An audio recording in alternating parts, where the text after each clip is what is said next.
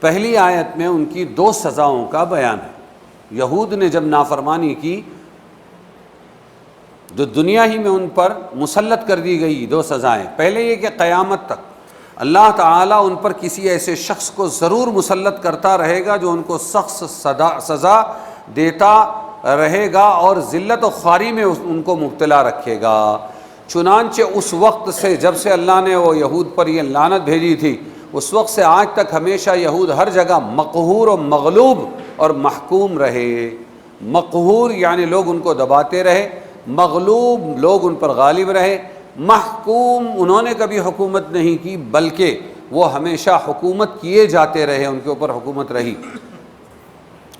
اب کوئی آج کے اسرائیل کو دیکھے تو یوں کہے کہ بھائی آج تو وہ سب پر بھاری ہے، تو آؤ اس کی حقیقت سمجھو۔ اللہ کا کلام غلط نہیں ہو سکتا۔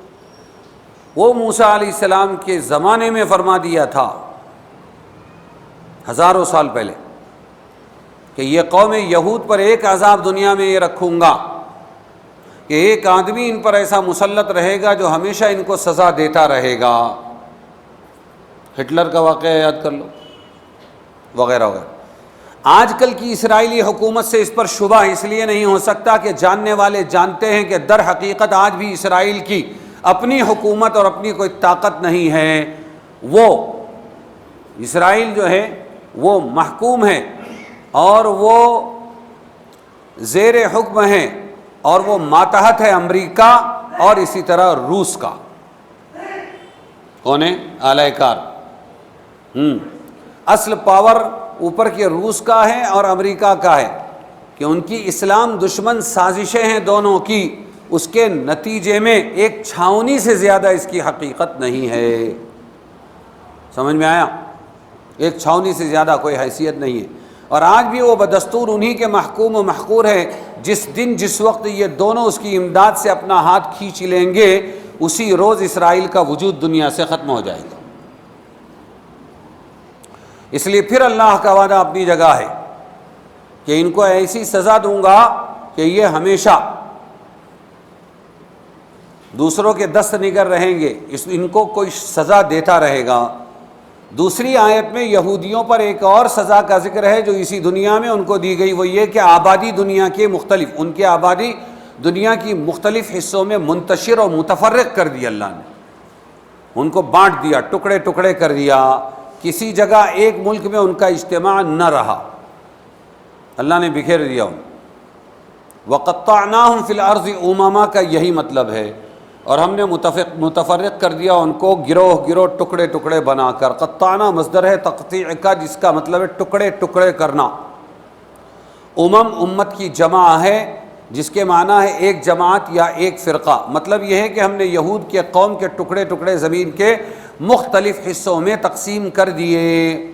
کب بول رہے ہیں اللہ یہ حضرت موسیٰ علیہ السلام کے زمانے میں۔ اس سے معلوم ہوا کہ کسی قوم کا ایک مطلب سمجھ میں آیا، کسی قوم کا ایک جگہ اجتماع اور اکثریت میں رہنا یہ اللہ تعالیٰ کا انعام و احسان ہے، اور اس کا مختلف جگہ منتشر ہو جانا ایک طرح کا عذاب الہی ہے۔ مسلمانوں کو دیکھو دنیا کے اندر کہ مسلمانوں پر اللہ کا یہ انعام ہمیشہ رہا اور انشاءاللہ قیامت تک رہے گا۔ وہ جس جگہ رہے ان کی ایک زبردست اجتماعی قوت وہاں پیدا ہو گئی۔ مدینہ طیبہ سے یہ سلسلہ شروع ہوا، مشرق و مغرب میں اسی کیفیت کے ساتھ حیرت انگیز طریقے پر پھیلاؤ۔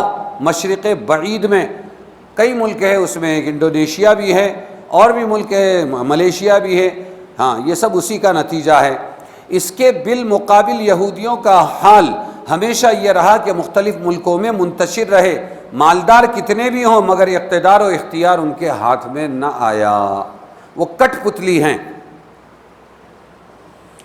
اور یہی چیز تو ہمارے قریب کے لوگوں کو بھی ستاتی ہے۔ یار ساری دنیا کے اندر 50 یا اس سے بھی زیادہ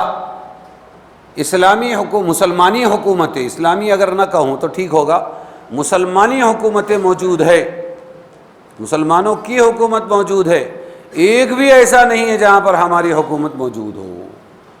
یہی چیز تو ستاتی ہے، یہی چیز پریشان کرتی ہے۔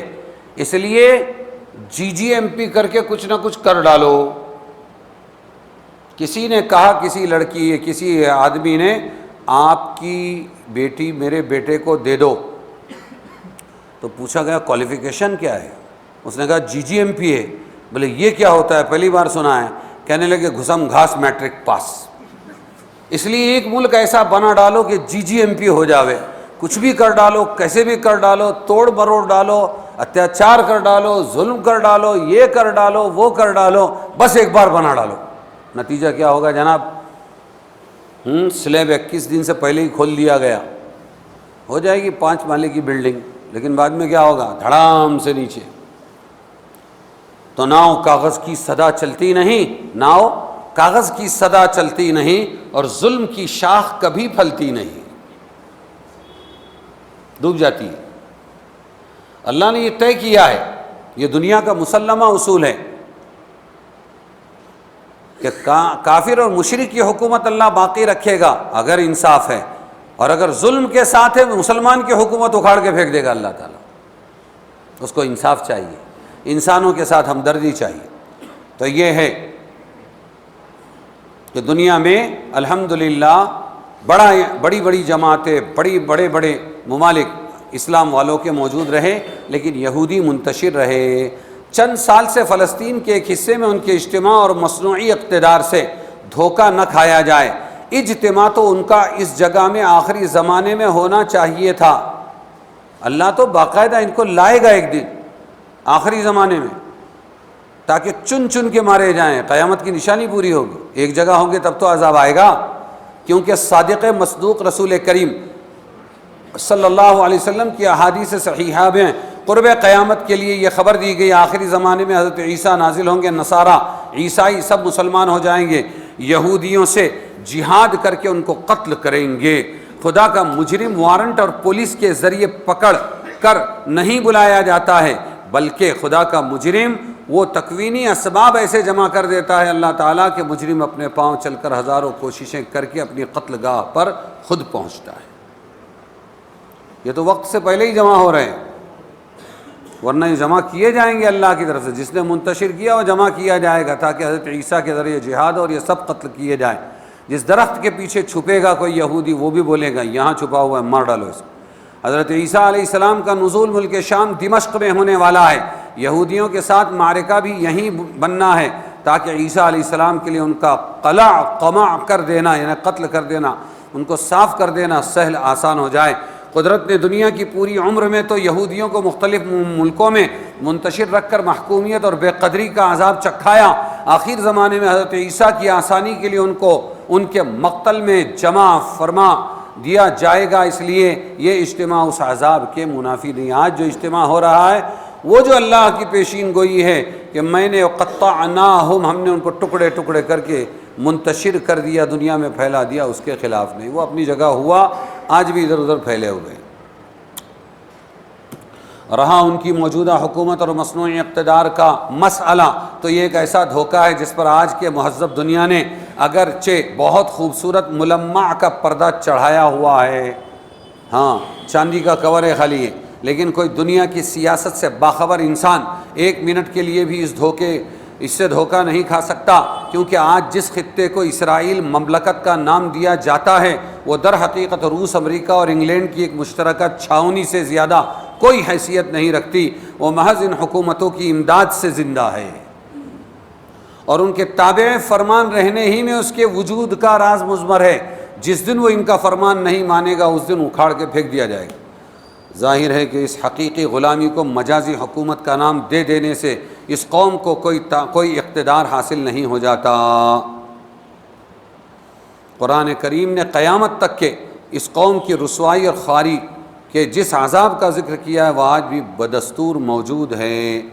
وَإِذْ تَأْذَنَ رَبُّكَ لَيَبْعَثَنَّ عَلَيْهِمْ إِلَى يَوْمِ الْقِيَامَةِ مَن يَسُومُهُمْ سُوءَ الْعَذَابِ، یعنی ان کو سزا دینے والا ہر زمانے میں سزا کا مزہ چکھاتا رہے گا.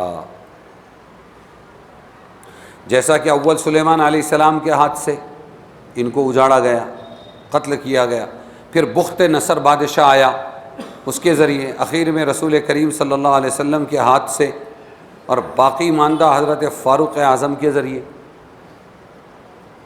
حضور کے ہاتھ سے بھی ہوا. یخربون بیوتہم بایدیہم وایدی المؤمنین فاعتبروا یا اولی الابصار۔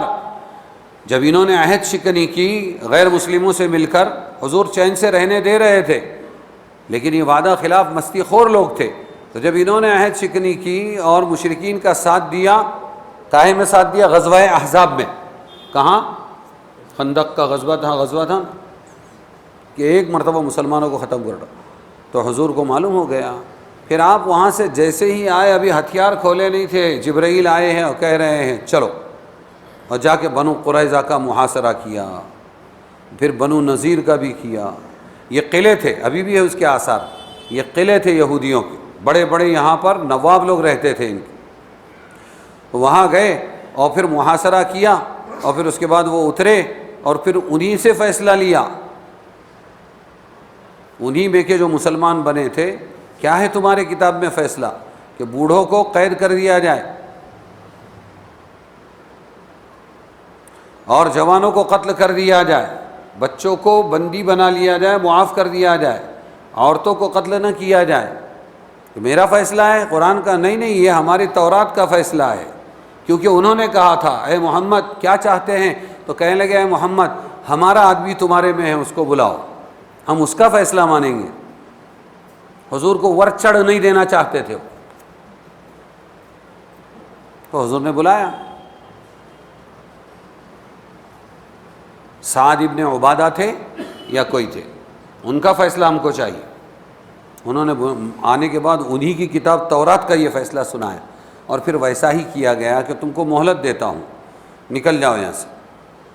تو انہوں نے جو باغات بنائے تھے، جو محل بنائے تھے اور جو اپنے قلعے بنائے تھے، سب کو اپنے ہاتھوں سے اجاڑا۔ قرآن کہتا ہے یخربون بیوتہم، اپنے گھر کو ویران کر رہے تھے، اجاڑ رہے تھے، بایدیہم وایدی المؤمنین، اپنے ہاتھوں سے اور مسلمانوں کے ہاتھوں سے۔ فاعتبروا یا اولی الابصار، اے دیکھنے والو تم عبرت پکڑو۔